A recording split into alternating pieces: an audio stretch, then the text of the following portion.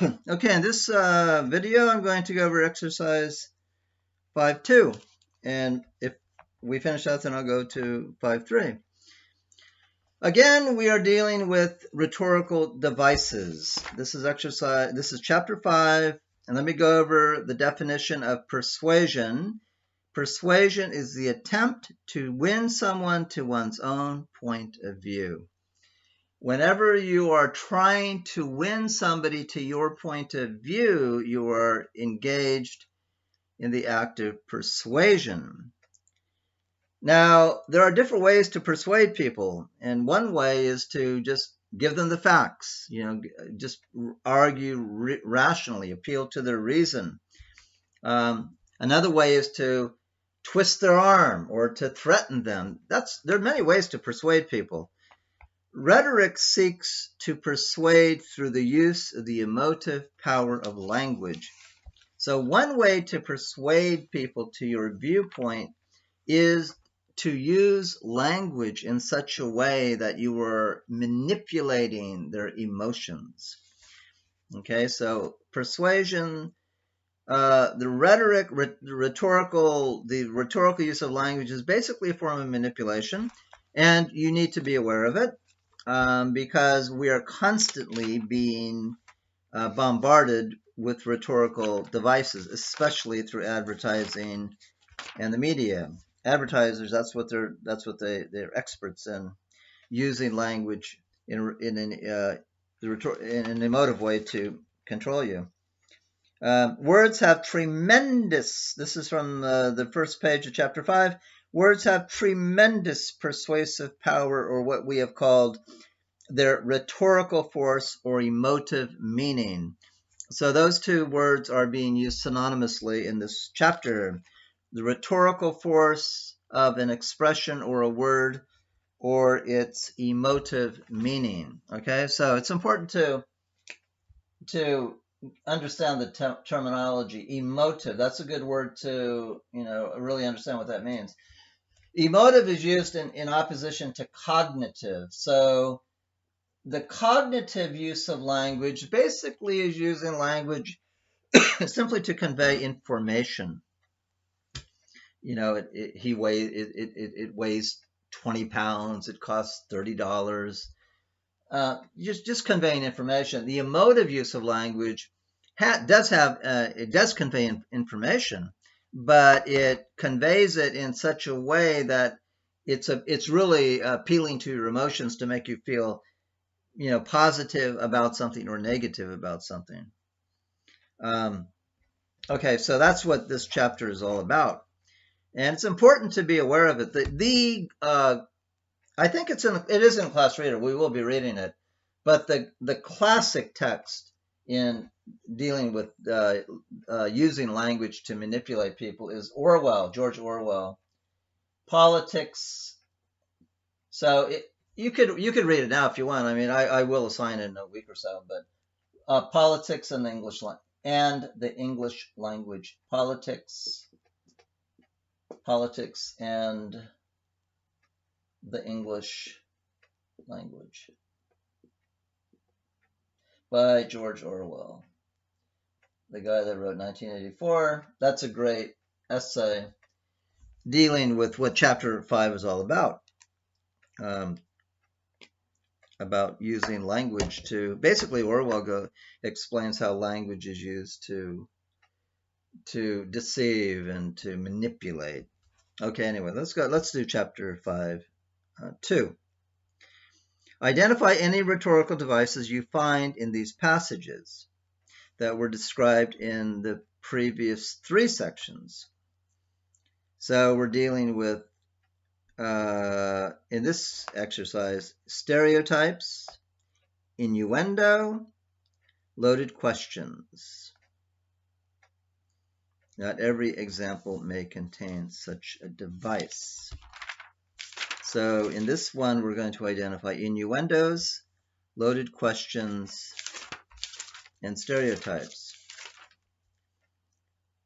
So loaded questions are questions that depend on unwarranted assumptions. Innuendo, using words with neutral or positive associations to insinuate something deprecatory. Stereotypes are unwarranted and oversimplified generalizations about the members of a group or class. Okay, so let's look at number 1. An attorney questioning a witness. So, if you were awake when you crossed the bridge, just when did you go to sleep at the wheel? Okay, is that a stereotype, an innuendo, or a loaded question? It's a loaded question. Now, first of all, there's a question there, so what's loaded about it? If you were awake when you crossed the bridge, just when did you go to sleep at the wheel? That's a loaded question because it's assuming that the person went to sleep at the wheel. Now, the person might answer the question saying, you know what, I can't answer your question because you said, just when did you go to sleep at the wheel? I didn't go to sleep, so you can't ask when. So this is very important. Whenever anyone asks a question, always, take a second and think about whether they're assuming something that they shouldn't be assuming. Let's say somebody says, well, why were you late for the party? Maybe you weren't late for the party.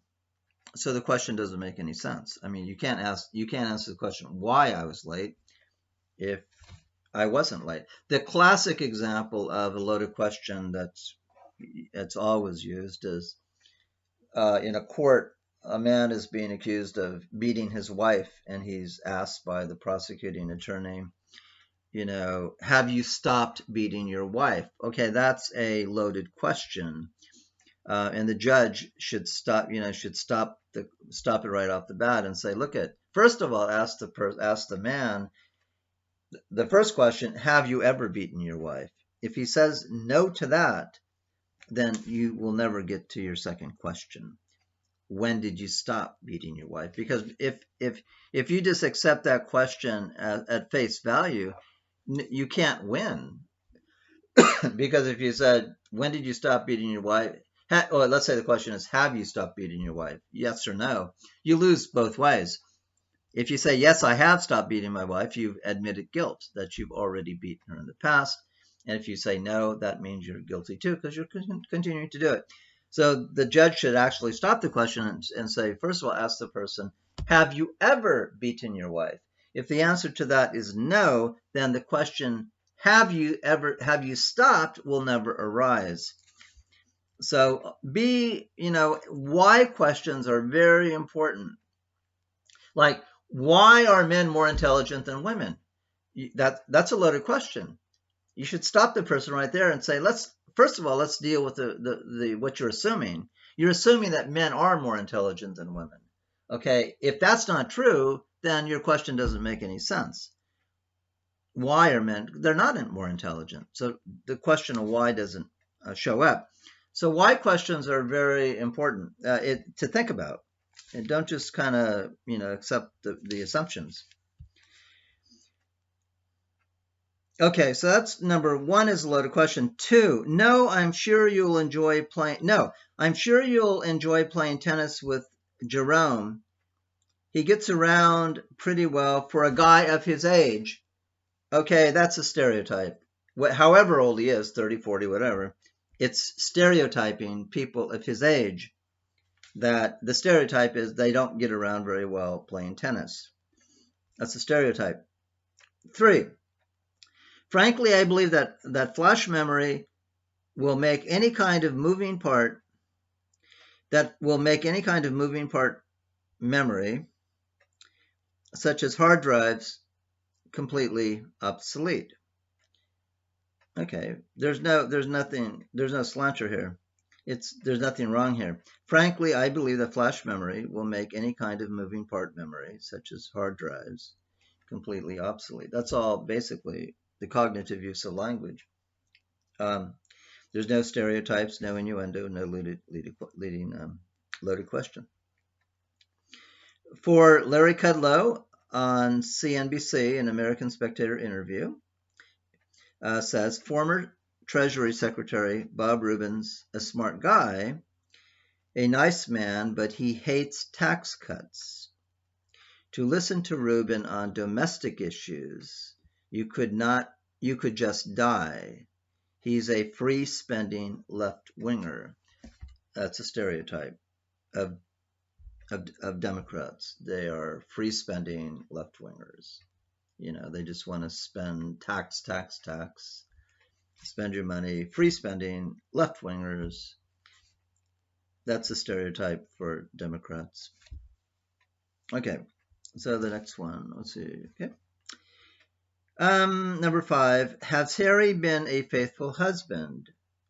Okay, that's a question. That's a legitimate question. Well, here's the answer. Well, he's not been through a Tiger Woods phase. Okay, that is innuendo. The person never says he's been unfaithful. He says, but the question is, has he been a faithful husband? Instead of saying, answering, yes, he has been, okay, or no, okay, both of those would be just cognitive use of language. This person doesn't say he's been unfaithful. He implies it.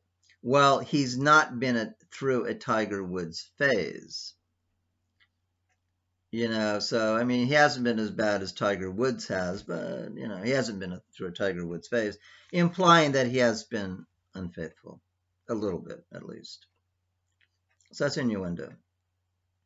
Innuendo is when you imply something without saying it. Often what you're implying is negative. It's not good. Okay, number 6.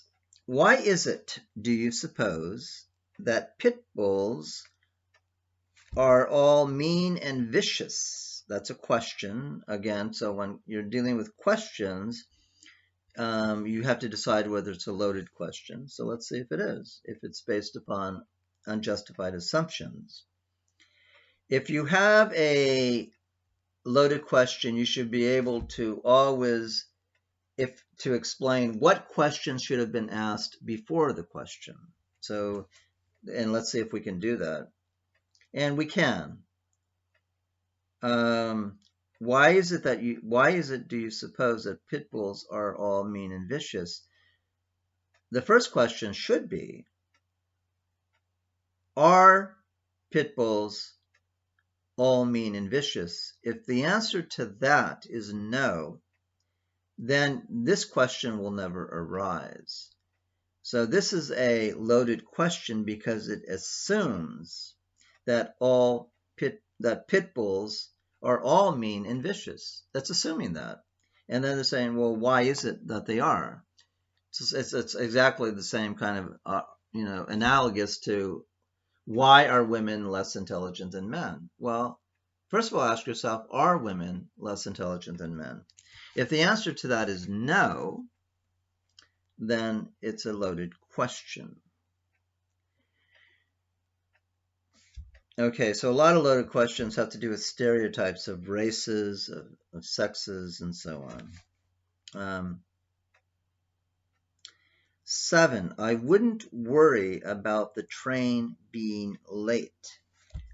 Why not? Well, this is Germany, so it's a stereotype that in Germany, the Germans, do everything efficiently.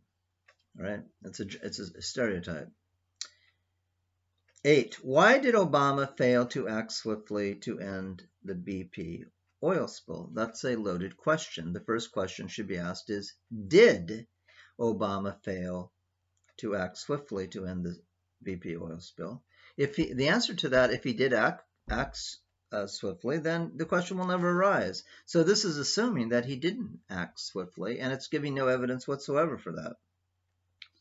9, it goes without saying that kid will do well in school. His kind always do. That's a stereotype.